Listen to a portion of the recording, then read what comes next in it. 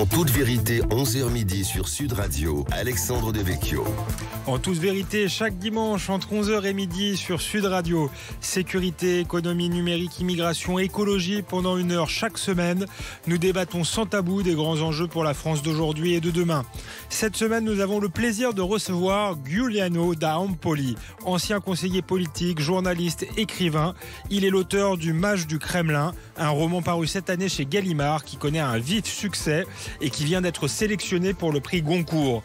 Dans cet ouvrage de fiction, très fortement inspiré de la réalité, Giuliano da Empoli dresse le portrait de Vadim Baranov, une éminence grise de Vladimir Poutine.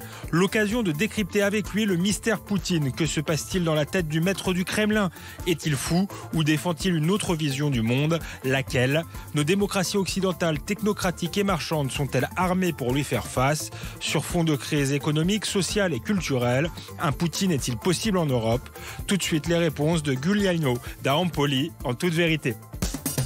En toute vérité sur Sud Radio, Alexandre Devecchio. Giuliano da Empoli, bonjour. Bonjour. Merci d'être avec nous sur Sud Radio. Pendant une heure, nous allons évoquer votre livre, Le Mage du Kremlin, ouvrage de fiction qui fait écho à l'actualité puisqu'il y dresse le portrait de Vadim Baranov, une éminence grise de Vladimir Poutine, et retrace finalement 30 ans d'histoire de la Russie. Mais pour commencer, j'aimerais évoquer avec vous l'actualité et la mort de Gorbatchev, qui semble avoir suscité plus d'émotions en Russie qu'en Occident. Comment vous l'expliquez, justement? Je pense plus d'émotions en Occident qu'en Russie. Oui, pardon, excusez-moi, oui, tout à fait. Oui, tout à fait. C'est un personnage qui était encore relativement populaire en Occident et qu'il a été beaucoup au moment où il exerçait le pouvoir, alors qu'en Russie, il fait l'objet pratiquement de ce que les Romains appelaient une damnatio memoriae, quand on élimine complètement la mémoire de quelqu'un. Et tous les aspects, ce n'est pas que l'aspect géopolitique de son action, c'est même les aspects qui l'ont rendu tellement populaire en Occident. Par exemple, le rôle de sa femme Raïssa, une vraie First Lady à l'occidental pour la première fois. Du côté russe, ça avait été très mal vécu par les Russes, qui n'aiment pas que leur tsar soit conditionné par n'importe qui, inclus par une épouse. Et c'est pour ça d'ailleurs que Poutine apparaît toujours seul, alors que cette présence de la First Lady aux côtés de Gorbatchev contribuer à son impopularité, qui a évidemment des raisons beaucoup plus profondes et beaucoup plus larges. Mais lesquelles du coup, c'est l'effondrement de l'Empire soviétique? Oui, il est considéré comme celui qui a démantelé l'Empire soviétique, et ce qui est vrai, c'est qu'il a commencé un parcours de réforme dont il a effectivement perdu le contrôle et qui a porté au démantèlement de l'Union soviétique, ce qui n'était pas du tout dans les intentions de Gorbatchev lui-même. Et les années chaotiques qui ont suivi son gouvernement lui sont imputées, et la perte de statut de l'Union soviétique, de la Russie, et sa désagrégation, etc. Donc, sur le style comme sur le fond, Gorbatchev était effectivement assez mal vu en Russie, et d'ailleurs Poutine a fait un service tout à fait minimal, il ne s'est même pas rendu aux obsèques, et même la nouvelle de la mort de Gorbatchev a été donnée sur un ton beaucoup plus minimaliste en Russie que plutôt qu'en Occident. Et est-ce que est-ce que vous diriez que Vladimir Poutine aurait été possible sans ce que les Russes considèrent comme les échecs de Gorbatchev? Non, je crois que Poutine, effectivement, arrive à la fin des années 90, à la suite d'une décennie d'expérimentation chaotique, d'expérimentation de la démocratie et du capitalisme qui produit une sorte de Disneyland pour adultes armés de Kalachnikov. Donc un environnement dans lequel effectivement quelques personnages, de façon souvent assez brutale, accaparent des ressources énormes et une majorité de la population fait face d'ailleurs à la fin des années 90 à l'écroulement de l'État russe parce que l'État russe, la bourse de Moscou s'écroule, le rouble s'écroule, l'État n'arrive plus à payer ni les salaires ni les retraites et donc en effet quand Poutine apparaît sur la scène à l'été 99 quand il est nommé par Yeltsin Premier ministre et après il sera rapidement promu président. Il apparaît déjà comme quelqu'un qui restaure la verticalité, l'ordre et comme une figure qui n'est plus tout à fait de l'ordre de la démocratie. C'est déjà quelqu'un qui a un peu les caractères du tsar dès son apparition. Mais on peut développer si vous voulez. Avant de développer, peut-être pour comprendre justement la relation entre l'Occident et la Russie, est-ce que la popularité dont jouit Gorbatchev en Occident ne démontre pas le fait que nous comprenons très mal finalement la Russie? Je pense qu'il y a ça. Je pense qu'il y a une phrase de Carl Schmitt qui dit le défaut du vainqueur, c'est de n'avoir aucune curiosité pour le perdant. Et je pense que c'est assez typique de notre attitude par rapport à la Russie au cours des dernières décennies. Après, il faut aussi voir une différence de perspective. De notre point de vue, Gorbatchev, ça a été fantastique, hein, parce que c'est quelqu'un qui a abattu le mur de Berlin, qui a démantelé le système soviétique, et donc, d'une certaine façon, qui a garanti la victoire de notre système dans la guerre froide. Il est assez naturel que la perception des Russes soit par rapport à ça différente. Oui, mais justement, est-ce que même pour l'Occident, il n'aurait pas fallu une personnalité russe qui, certes, peut-être en finisse avec l'Empire soviétique, mais de manière moins chaotique, justement. Et peut-être il aurait mieux valu que la victoire de l'Occident soit moins totale. Oui, évidemment. Après, après coup, on peut effectivement penser ça. Et c'est vrai que Poutine lui-même a quand même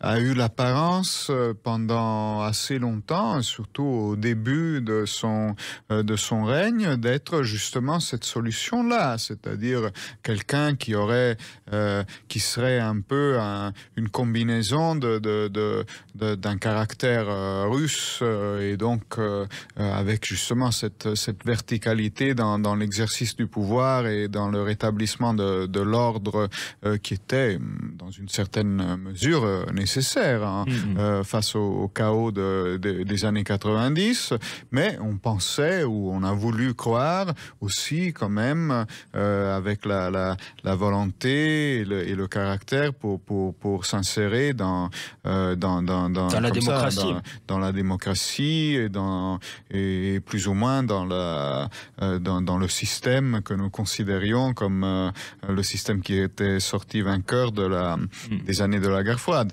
Bon, on a bien... Après, évidemment, là, les opinions peuvent diverger. On peut penser que dès le début, Poutine avait un caractère de tsar. Voilà, de tsar. Est-ce que c'est votre avis ou est-ce qu'il a aussi évolué peut-être avec un certain nombre de frustrations, oui, avec une attitude de l'Occident qui a peut-être été jugée trop arrogante? Je pense que les choses auraient peut-être, même probablement, pu se développer d'une façon différente, quoique il faut bien voir que dès le début, il y a dans le pouvoir de Poutine une violence fondatrice et des éléments qui sont très loin de ce que nous considérons comme propre d'un leadership politique démocratique. Vous savez, dans le grand inquisiteur de Dostoïevski dit que le pouvoir en Russie se fonde sur 3 ingrédients. Le premier, c'est l'autorité. Et là, Poutine, quand il arrive, il a une autorité légitime. Il a été nommé par Yeltsin. Le deuxième, c'est le mystère. Et déjà là, ce n'est pas un homme démocratique comme un autre, c'est un ancien du KGB. Donc, ils sont passés et envoûtés de mystère. Le troisième, c'est le miracle. Et le miracle de la prise de pouvoir de Poutine, en 99, il est sanglant parce que c'est l'écroulement des tours à la banlieue de Moscou qui est attribué à des terroristes tchétchènes. Et là, Poutine dit on les poursuivra jusque dans les chiottes. Et il rase Grozny et il fait une guerre d'une violence extraordinaire en Tchétchénie dès le début. Giuliano Del Ampoli, merci d'être avec nous sur Sud Radio. Nous évoquons avec vous votre livre Le Mage du Kremlin, paru chez Gallimard et qui vient d'être sélectionné pour le prix Goncourt. Que se passe-t-il dans la tête du maître du Kremlin? Est-il fou ou défend-il une autre vision du monde? Laquelle? Les réponses de Giuliano Del Ampoli tout de suite sur Sud Radio. En toute vérité, 11h midi sur Sud Radio, Alexandre Devecchio.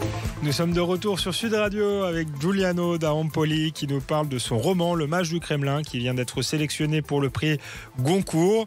Alors dans ce roman, Giuliano Del Ampoli, vous dressez le portrait de Vadim Baranov, une éminence grise de Vladimir Poutine. Est-ce que cette éminence grise s'inspire de personnages ayant réellement existé et lesquels? Oui, il y a une inspiration peut-être principale qui est celle d'un conseiller de Poutine qui s'appelle Vladislav Surkov et qui est un personnage très différent de ce qu'on trouve au Kremlin normalement, c'est-à-dire ce n'est ni un homme d'affaires ni un ancien des services de sécurité, mais c'est quelqu'un qui a fréquenté l'Académie d'art dramatique de Moscou, qui publie des romans et des pièces sous pseudonyme, qui a une affiche de Tupac sur le mur de son bureau. Donc quelqu'un d'un peu particulier qui interprète qui connaît très bien la culture d'ailleurs occidentale et qui interprète son rôle un peu comme une performance artistique ou une performance théâtrale. Mais ça le rend encore plus redoutable parce que voilà, il a une grande capacité à construire tout ce théâtre d'ombre, de vrais, de faux leaders, de vrais, de faux partis qui surtout au début des années 2000 a permis à Poutine d'asseoir son système de pouvoir. Après, il n'est pas la seule inspiration. Moi, et c'est pour ça que j'ai changé le nom. D'abord, sa vie privée n'a rien à voir avec la vie réelle. Et puis, je me suis inspiré à sa figure, mais pour faire une sorte de synthèse de tous les spin doctors et de tous les conseillers de Poutine possibles. C'est une sorte de super conseiller auquel j'attribue aussi des choses, par exemple les Jeux Olympiques de Sochi, dont il ne s'est pas occupé. C'est d'autres qui l'ont fait, ou l'affaire Matrol de Saint-Pétersbourg. Donc c'est une etc. synthèse, de plusieurs conseillers. Oui. Et justement, Vladimir Poutine, est-ce qu'il est sous emprise de ses conseillers ou est-ce qu'il a lui-même une idéologie et une vision très claire? Parce que vous avez écrit aussi, il faut le rappeler, avant ce livre, un livre sur les ingénieurs du chaos, qui s'appelait Les ingénieurs du chaos, qui était sur les éminences grises des populistes, justement. Oui. Est-ce qu'on leur attribue pas un rôle trop grand, finalement? Est-ce que les populistes ne sont pas des leaders instinctifs et puis qui surfent aussi sur les angoisses de leur peuple? Ah oui, mais ça, aucun doute. La base est toujours quelque chose qui existe et qui a un sentiment qui traverse les peuples. Donc, et c'est ce qu'a fait Poutine aussi. Et après, l'influence des éminences grises, elle varie selon les cas. Dans le cas de Poutine, mais ça j'essaye un peu de le raconter dans le livre, dès le début, mon personnage comprend qu'il y a eu erreur de casting d'une certaine façon, c'est-à-dire on a pensé, les gens qui étaient autour de Yeltsin ont pensé recruter un personnage gris, un fonctionnaire tout à fait sur lequel on pouvait compter et qui ne prendrait pas d'initiative et qu'on pourrait contrôler, alors que Poutine se révèle très rapidement être une personnalité très forte et qui ne peut être contrôlé par personne, y compris ses conseillers. Donc voilà, mon personnage d'une certaine façon, il assiste et il participe et il accompagne la métamorphose de ce leader apparemment gris, ancien du KGB, en tsar. Mais il ne la provoque pas, il l'accompagne. Et bon, après, encore une fois, moi j'ai fait des recherches pour ce livre qui sont celles que j'aurais faites pour écrire un essai.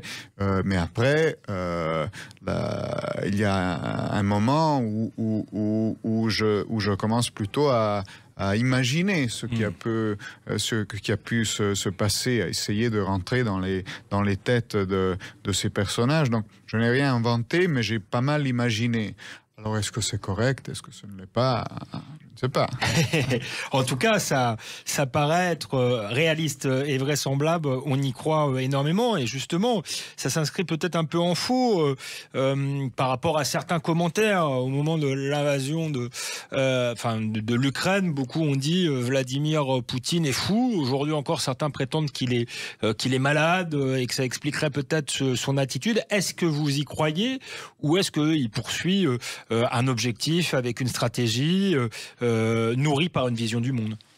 Je ne crois pas à la folie de Poutine et je pense qu'il y a un arc d'une certaine façon de sa trajectoire qui est assez clair et qui arrive aujourd'hui à son paroxysme. Mais ne pas croire à la folie ne veut pas dire qu'il n'y ait pas autour de lui. Vous savez, Chateaubriand parlait d'un nuage qui se forme autour de la tête des princes et qui les aveugle leur jugement. Bon, il le disait un tout petit peu mieux que ça, mais l'idée c'était plus ou moins ça. Et je pense que le pouvoir a un peu ce rôle, c'est-à-dire les neuroscientifiques ont bien prouvé que l'exercice du pouvoir, plus il se prolonge et plus il a l'effet presque d'un traumatisme crânien sur certaines zones du cerveau qui sont surtout les zones liées à l'interprétation des autres, à l'empathie, à la capacité de percevoir un environnement, des signaux, etc.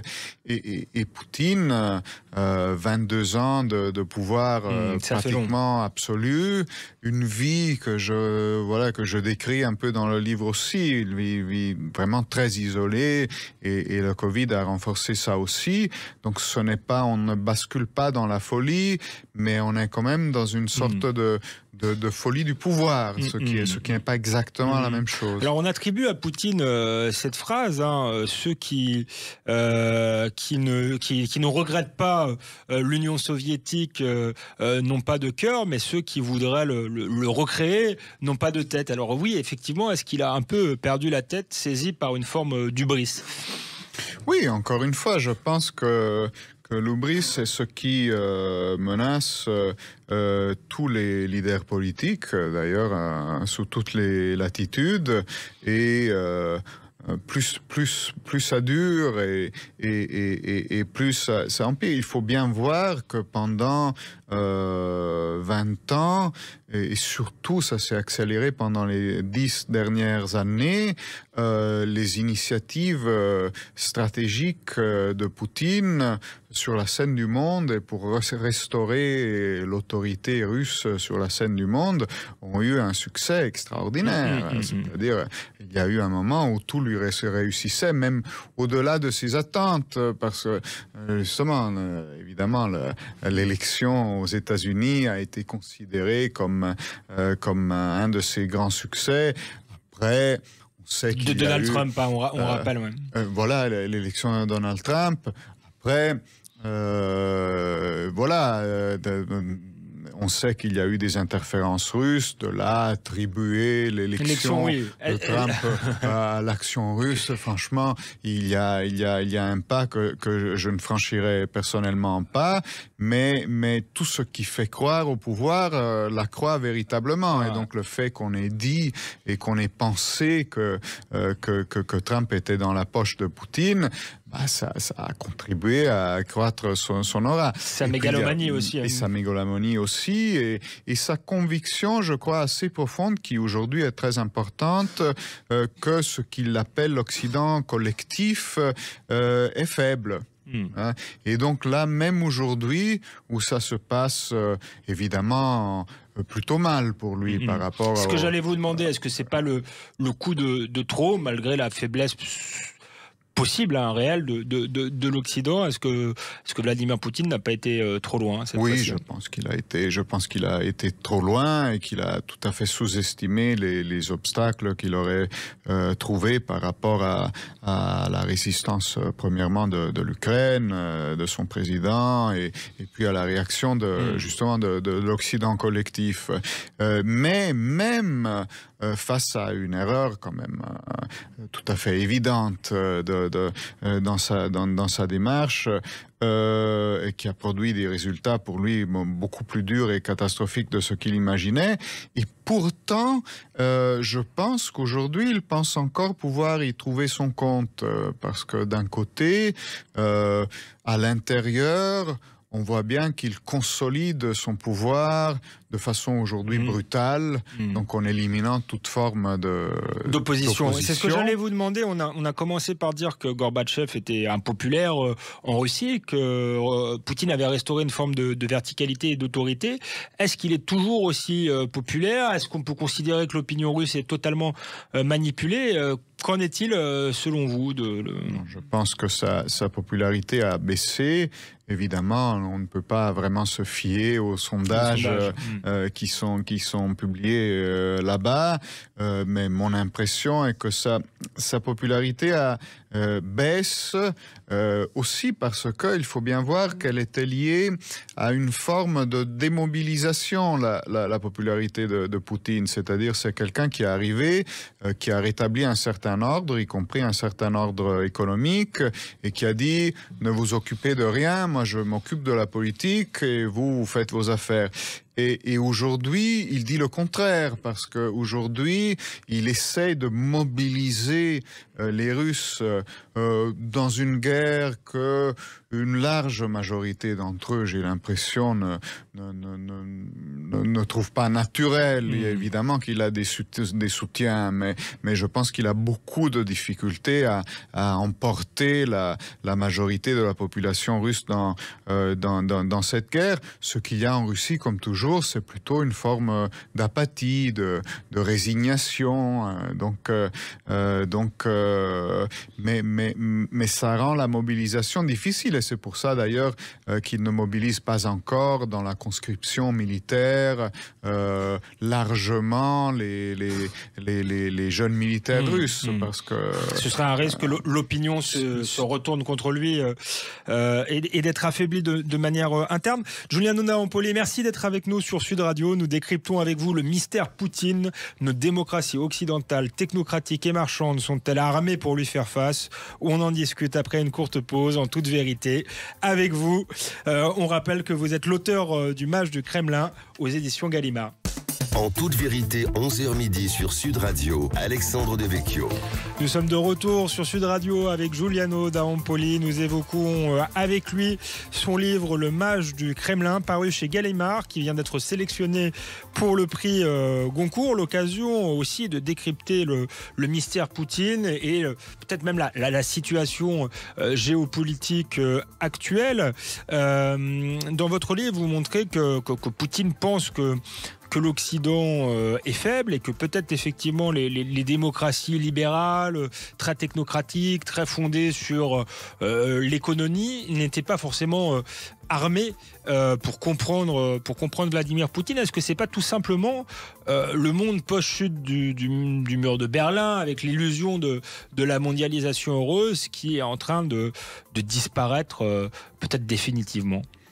Oui, mais je pense que oui, et c'est d'ailleurs assez dommage, parce que c'était plutôt une belle illusion, mais c'était une illusion d'ailleurs assez spécifiquement européenne, parce que les Américains n'ont jamais vécu ça de la même manière. Mais nous avons cru à Fukuyama et à la fin de l'histoire et à l'idée que la raison marchande prendrait le dessus sur la réelle politique, sur la raison militaire et tout ça. Et aujourd'hui, le réveil est plutôt brutal. Et c'est vrai que Poutine n'a jamais été dans cette logique-là. Dès le début, il restaure une forme... Pour Poutine, la politique, c'est une question de vie et de mort, c'est une question d'honneur, de grandeur, etc. Et donc, il y a là quelque chose de dangereux, parce que c'est une conception quand même qui remonte peut-être plus au 19e et à la première moitié du 20e siècle. Est-ce que c'est vraiment dangereux ? Peut-être avec Vladimir Poutine, avec le fait qu'il n'y ait pas de contre-pouvoir, qu'il soit resté 22 ans au pouvoir, mais est-ce que c'est pas la politique, est-ce qu'elle peut vraiment se passer de tout ça, d'une volonté de grandeur, d'une volonté de s'inscrire dans l'histoire? Est-ce que ça n'a pas été une faute justement des Occidentaux de vouloir sortir de l'histoire? Oui, mais tout à fait. Je pense que ça a été une faute de penser, et je mets ça dans la bouche de quelqu'un dans le livre aussi, que la politique puisse se réduire à une compétition de personnages qui présentent des slides en PowerPoint avec des courbes statistiques et des propositions de pourcentage, des débats technocratiques. Évidemment, la politique touche quelque chose de beaucoup plus profond. Ma conviction personnelle, c'est que la politique, c'est ce qui fondamentalement doit empêcher aux hommes de s'entretuer. C'est sa mission principale. Et quand elle ne marche pas comme elle devrait, les gens s'entretuent. Donc la frontière entre l'exercice politique et la guerre et la violence est toujours très fragile. Donc nous sommes dans quelque chose d'assez fondamental. Après, donc c'est bien de le savoir, je pense. Et donc c'est très naïf d'imaginer qu'on puisse sortir de cette dimension-là. Après, l'interprétation qu'en donne Poutine est évidemment une interprétation qui va dans le sens des grands dictateurs de l'histoire et des ravages qu'ils ont pu produire. Vous avez été vous-même conseiller politique en Italie de Matteo Renzi, je crois. Est-ce que vous avez vu ce basculement? Comment vous l'avez conseillé? Et est-ce que lui-même faisait pas partie de cette génération de politiques un peu technocrates et coupés de la réalité des peuples? Écoutez, oui et non. C'est-à-dire que lui, par exemple, en effet, appartient à cette génération-là. Qui n'a pas connu la guerre aussi, ça, ils sont pour rien. Qui n'a pas connu la guerre et qui était lié donc à une façon de faire la politique qui aujourd'hui peut-être est terminée.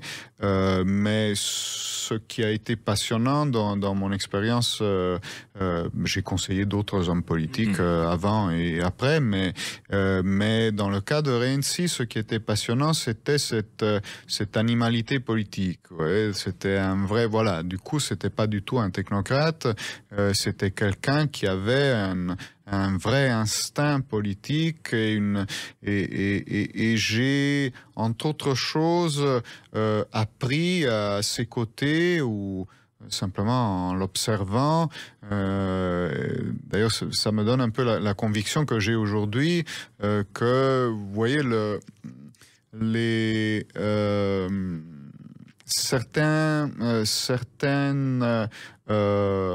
dynamiques du pouvoir, un certain instinct, certaines pulsions, et ça vaut d'ailleurs à tous les niveaux pour les effets de cours, etc., sont les mêmes partout. Ce qui change, ce sont les limites, les contextes, les cultures.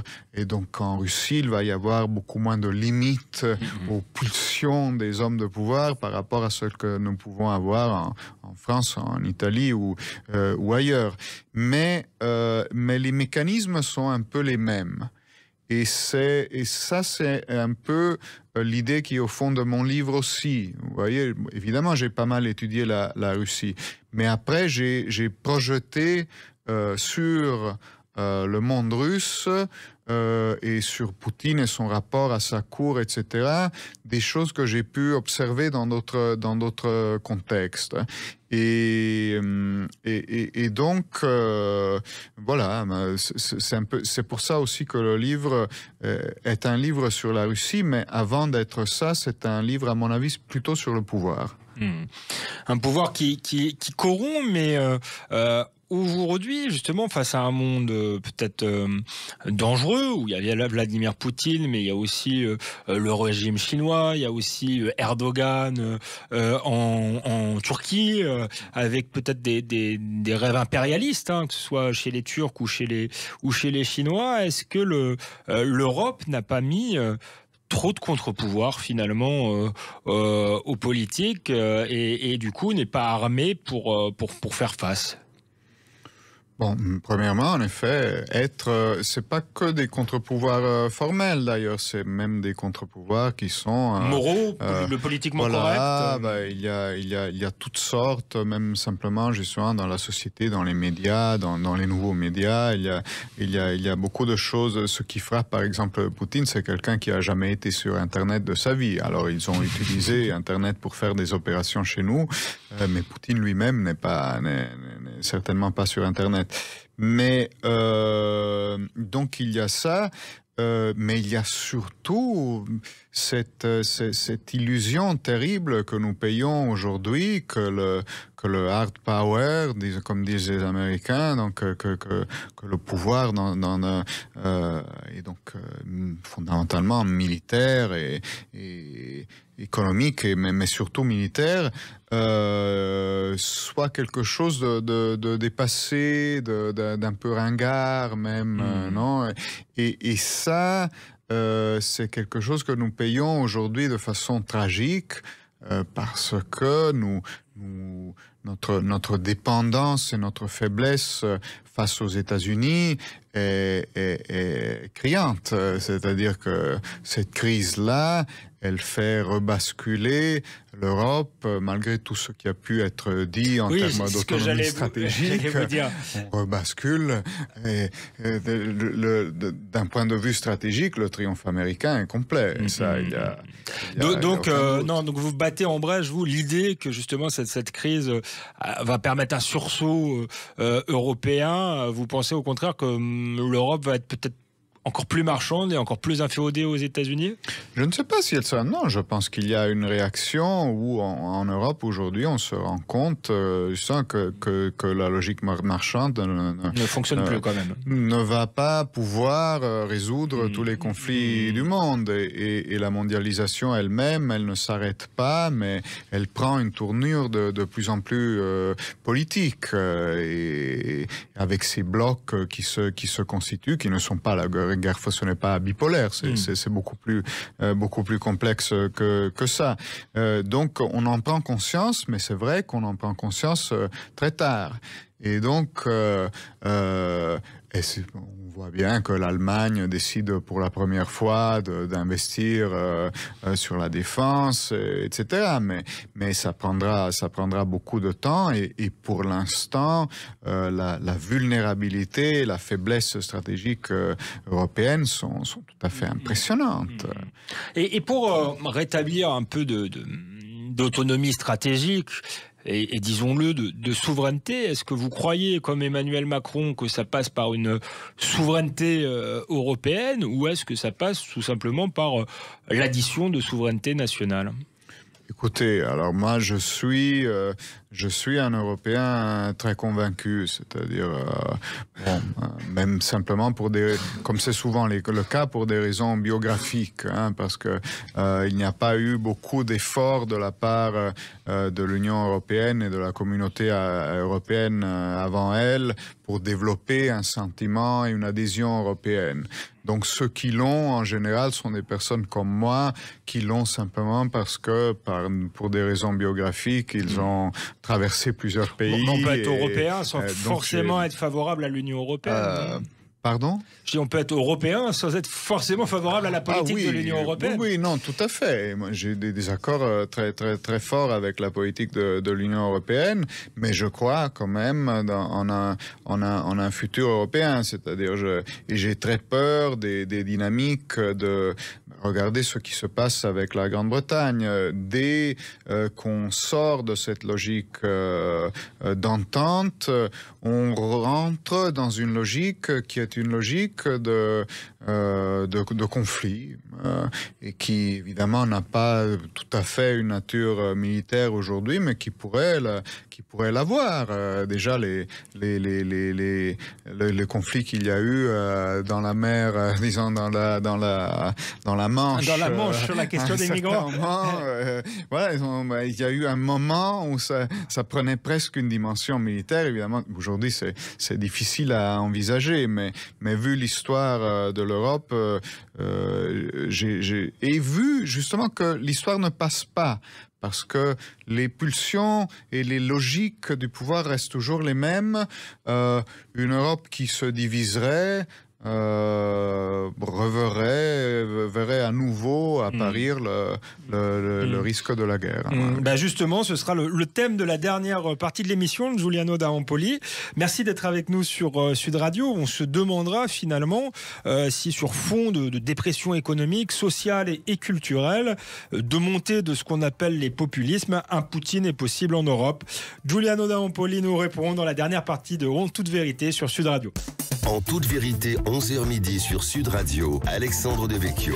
Nous sommes de retour sur Sud Radio avec Giuliano d'Ampoli. Nous évoquons avec lui son livre Le Mage du Kremlin, paru chez Gallimard, qui rencontre un vif succès et qui vient d'être sélectionné pour le prix Goncourt. Un livre qui parle de la politique de Vladimir Poutine, qui retrace les 30 dernières années d'histoire de la Russie et qui nous fait également réfléchir à l'Europe, aux démocraties occidentales. On en parlait avant la pause.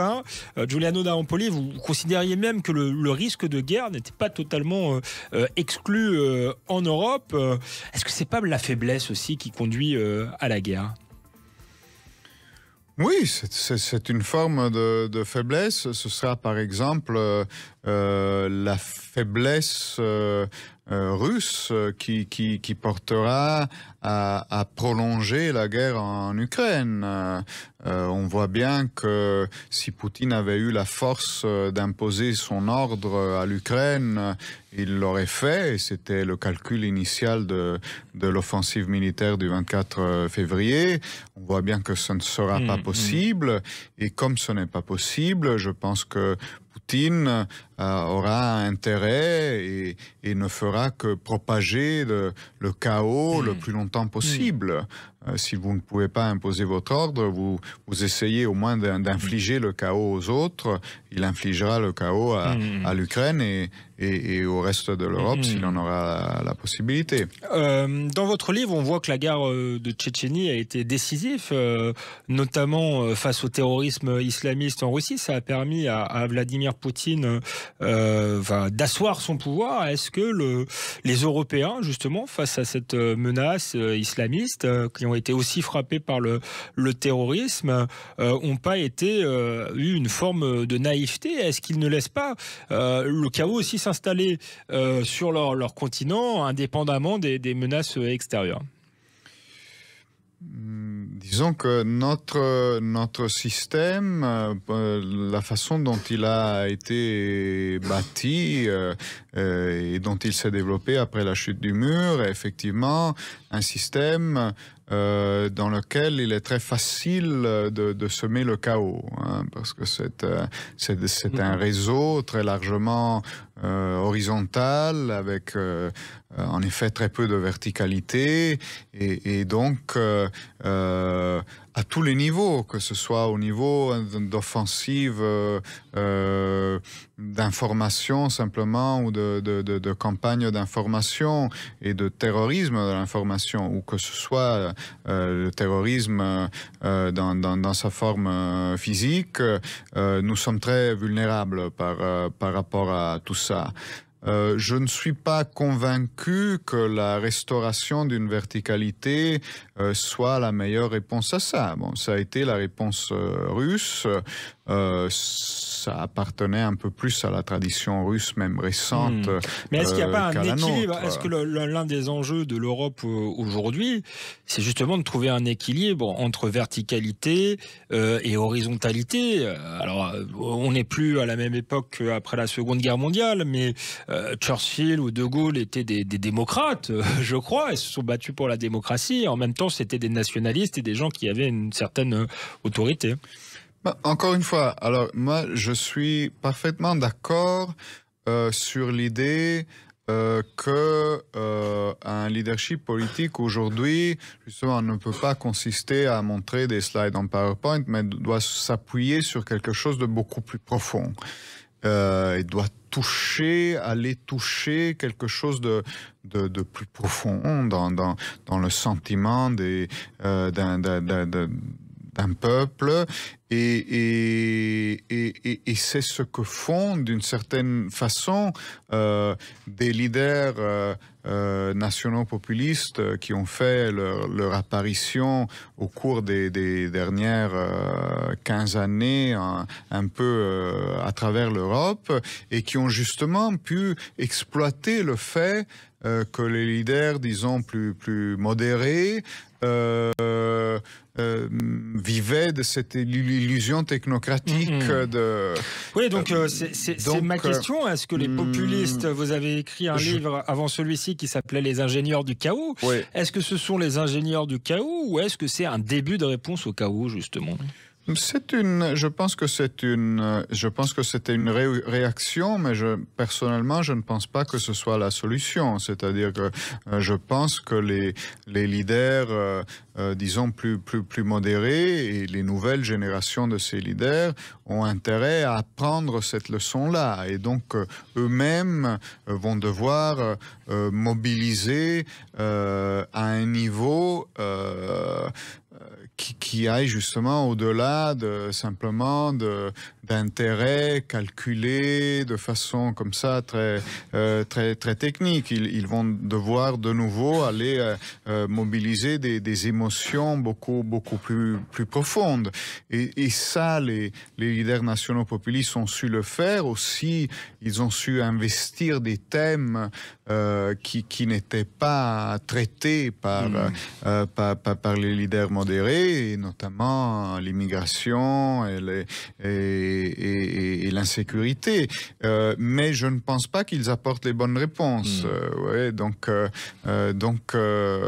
d'une certaine façon, ils nous apprennent quelque chose, mais ils risquent en général plutôt d'empirer la situation. Et d'ailleurs, cette guerre aujourd'hui, comme Poutine lui-même était quand même très populaire dans beaucoup de cercles politiques et auprès de beaucoup de mouvements politiques même importants en Europe. Est-ce que vous considérez que ce qu'on appelle le national-populisme, c'est-à-dire Orban, par exemple, en Europe, on parlera tout à l'heure de l'Italie, mais il y aurait Trump aux États-Unis. Est-ce que c'est vraiment la même chose, certains le disent, que Vladimir Poutine? Ou est-ce que c'est pas une comparaison qui est quand même hasardeuse, ne serait-ce parce que ce sont des leaders qui sont nés dans des démocraties occidentales avec une histoire très différente de l'histoire russe? Oui, non, je pense, franchement, je ne pense pas que ce soit la même chose. mais je pense qu'il y a en effet une certaine parenté, c'est-à-dire qu'ils répondent avec les codes et dans les cultures politiques de l'Europe de l'Ouest, qui sont très différents quand même de ceux de la Russie.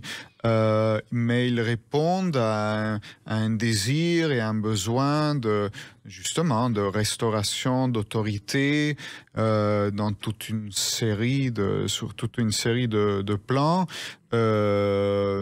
Et même, si vous le voulez, un désir de punition des élites politiques sur lequel Poutine s'est beaucoup appuyé aussi. Il s'accompagne contre les oligarques.